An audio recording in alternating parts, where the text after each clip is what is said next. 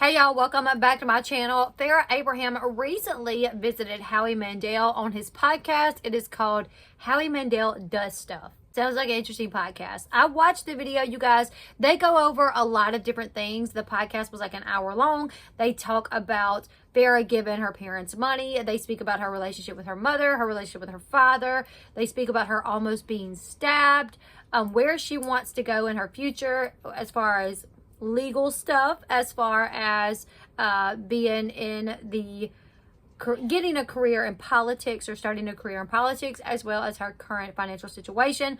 Now, Howie Mandel on this podcast, his co-host appears to be his daughter, who is like in her 20s maybe, I'm not really sure, but she's an adult. Like when I first was reading the articles, I thought it was like he had like a young daughter, and I was like, his daughter was on there with him? But no, he has a daughter who is an adult. She is his co-host, as well as there's another man as well.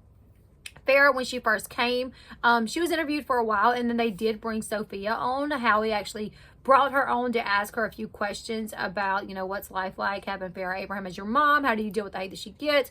Sophia answered the questions, and then she went back and just kind of was a spectator again. But I'm going to go over everything that was like the most interesting points of this podcast. I have to say, you guys, first I read the article that kind of went over everything, and then I decided I'm going to watch the podcast. And you guys, I enjoyed it. Like, I'm not even going to lie. Like, there were often times where I'm like, what did she say? And there were times that Howie was like, what did she say? He even said, like, I don't understand what you're saying by that. Like, I don't understand what you mean by that. You guys know that Farrah, sometimes her language is a little confusing. Like, she will say things in an order to where they do not make sense, right?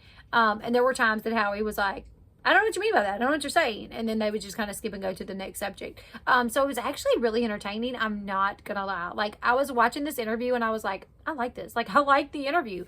But really quick, we're going to go over everything that was discussed in the interview. One of the main things that was discussed, or I guess one of the first things that was discussed, not main things, but one of the first things that was discussed was her relationship with her parents. So she spoke about her relationship with her parents. But first, her mother, Deborah Danielson. She says that her and her mother, Deborah, have not spoken in over a year. And she says that while her relationship with her father, Michael, is great, she is not in contact with her mom. She claims that her mom keeps calling CPS on her, Child Protective Services on her. And she says the most recent call was actually when she was away at this trauma treatment facility that her mother called CPS on her. And when Howie asked why, she said that the allegation was made that she hit her mom at her birthday party. She celebrated her birthday, her last birthday, on a yacht. She invited her mother, and she claims that her mother contacted CPS to say that Farrah, I guess, was like dangerous because Farrah had hit her at this birthday party. She says, I actually do not talk to my mom. Ironically, she called CPS on me while I was in the trauma center. I don't know. My mom and my stepdad, they conjured up some craziness, but for now, my mom is in my heart. Always will be, but it's not a good thing. If your mom is saying that you attacked her on a yacht, I would imagine that it's not a good thing. You guys leave me your thoughts in the comment section below if you guys really think that she did attack her mom on the yacht. Now, Howie asked her, he was like, did you? And she's like, no, I don't touch people. Like, I learned my lesson. I don't touch people. I'm not touching anybody. But we also know that a few months ago, she allegedly hit that security guard, which they do talk about that as well. So we'll get into that in a little bit. Howie asked her about her children. We know that she has Sophia. Sophia recently celebrated her 13th birthday. Howie asked her if she ever considered adopting. And Farrah said that she has considered adopting and that she would like to potentially adopt a kid. But before she could do that, she needs Deborah to stop calling CPS on her. She said, I would like the CPS calls from my parents to stop. I would like other people's calls to CPS to stop as well. Farrah said that if she did manage to adopt a kid, she would have to keep the adoption quiet. She said, I think I would just have to keep it secretive so that my child that I do adopt could really live their best life and not be targeted. Also, you guys, if you hear coughing in the background, I have two children that are home sick today. Well, actually, my 4-year-old and then one of my boys, they're sick. They got cough, it's a cough going on, and they have medication. They're with their dad. You guys may hear it in the background. I do apologize. Now, after that, they spoke on whether or not she actually hit the security guard when she was arrested back in January. Farrah claims that the restaurant that she was at that night, that they lied about what she did. They lied about her hitting the security guard. She says, I stopped touching people in high school. I learned that I've got a lot more to lose than probably anyone else, so I don't touch people. Farrah said that while she was laying face down in the dirt screaming, she says, I was overwhelmed. I was dealing with so much PTSD and trauma at that time. I freaked out. But I did post it on my social media because I was in another altercation like this where I was set up and they said I touched people or whatever. So I just said, like, I don't know why people keep acting this way.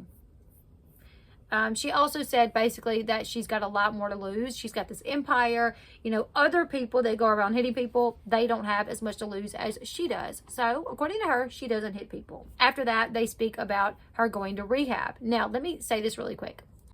Farrah said that she was going to a trauma treatment facility for all the trauma that she has endured over the past few years. She actually posted like her certificate for it, and it had like the name of the place. Someone did a little digging, not me. And they found that that facility is for like drugs and alcohol abuse. And it's not like a trauma treatment facility, but it's like for drugs. I don't know, you guys. I didn't really look too much into it. I just saw the post where someone was like, why even bring it to anyone's attention that you were going to then lie and say it was a trauma treatment facility, knowing people's going to look into it and then come to find out it's a facility for drugs and alcohol abuse. Now, I really wouldn't doubt that. Like, I've kind of wondered if maybe she has an issue with alcoholism. I really didn't know. But either way, I'm glad that she made the decision to go.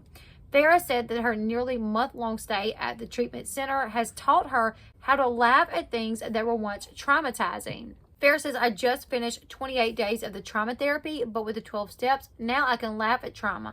I want to do stand-up comedy when I was so fearful of people. The trauma center really helped me to overcome step points.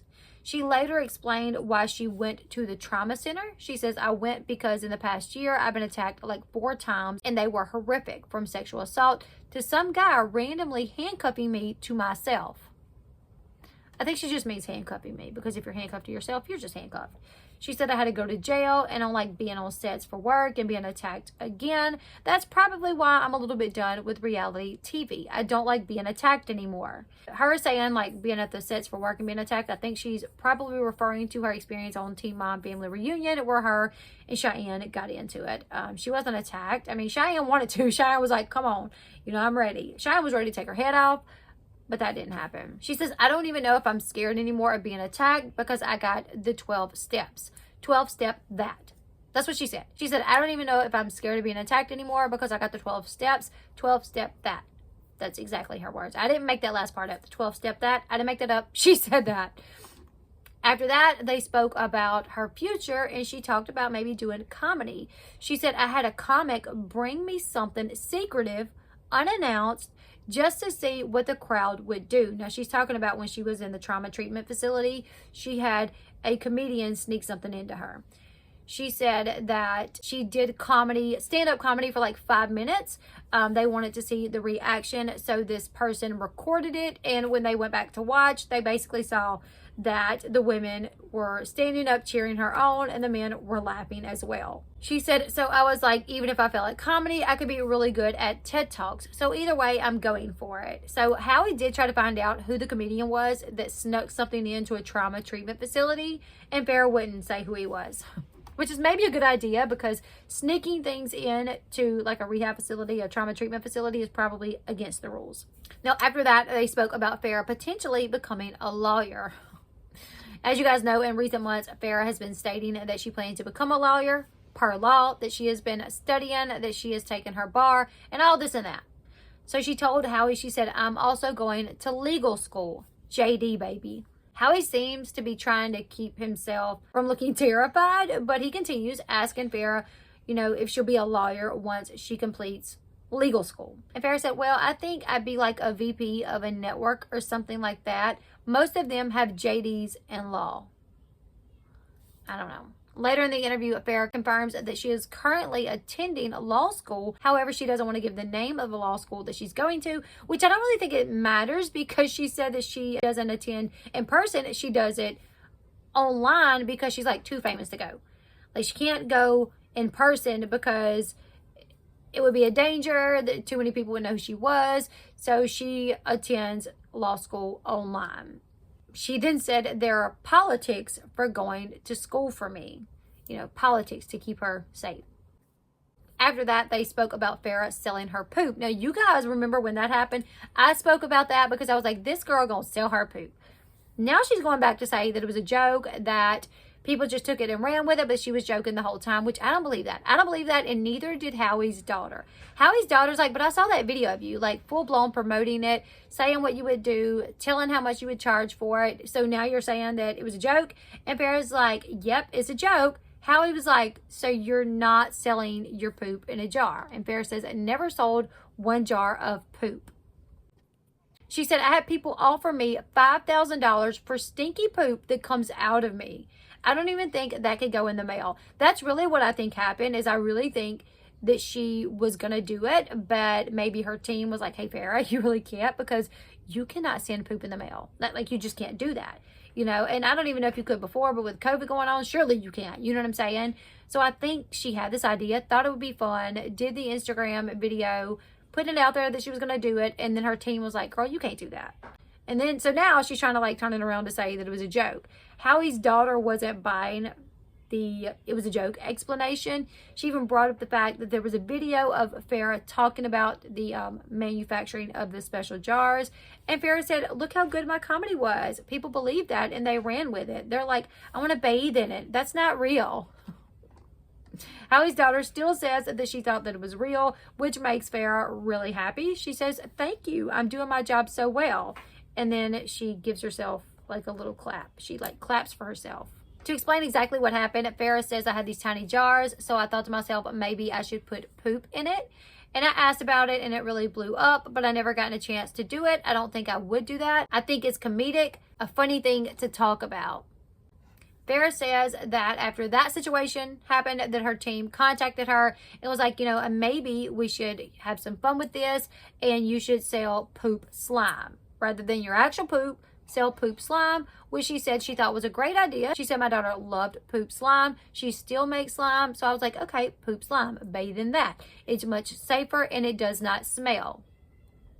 There's Farrah admitting that her poop does smell. Mine doesn't. But anyways, let's continue. Howie, after that, he was like, I swear to God, I had no idea it was a joke. And Farrah says, I'm pretty good at what I do. Thank you. After that, they speak about the possibility of Farrah running for a government office. Farrah seems the best way to recover from trauma of being assaulted is to run for a government office. She said, I actually empower other victims of assault to actually run for like office positions so that we can improve, I don't know, consent culture and laws and just bettering our lives. Be a mayor, be a governor. She said, I think once I get my public affairs and law degree done, I feel like I will be totally ready to support so many people and be hated by people for helping our economy.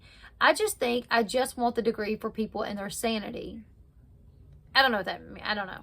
Howie then asked her where might she run for any government position at, like what state, if she was going to run for like a governor. And he asked, would it be California? And she said she might run in California or Texas. She said, but I think that's why I'm being very serious about my schooling, so I'm credible. When Howie asked Farrah specifically what she wanted to do or accomplish by going into politics, she looked kind of stumped, like kind of confused, and she said, I mean, the sky's the limit. I love economics, but I'm not going to do my political stand. I'm not going to do my campaign on a podcast. But when I'm fortunate enough to be in the position that I can help others, I would definitely probably like be over a district. Okay, all right. Then she says, I don't know if I would ever do like governor because I like Congress. They asked her if she ever considered being president, and she says that she will not ever try to be president. Thank God. She said, I don't know why, but there's such a hateful and negative connotation on being a president. I would like to say a positive president, but I also think being in the Senate, being in Congress, they're just voting for a lot of things that affect us. I often see that Congress and the Senate are affecting like the president. So I just feel like there are so many seats. Why not take a seat? Yes, Farrah, take a seat. You need to take a seat. I mean, girl, go on with your bad self. Get your law degree. Get whatever degree that you can. But please stay out of politics because, Lord Jesus. After that, they speak about her money situation. Howie asked Farrah if she is set for life. And Farrah says, I feel like I'm okay internally. and I'm okay financially for sure. So I'm really in a blessed place at 30 years old. He asked her if her parents still help her out financially, and she said no, that actually it was the opposite. She said, no, I've helped my parents out financially for over 8 years, and my grandparents and everyone else.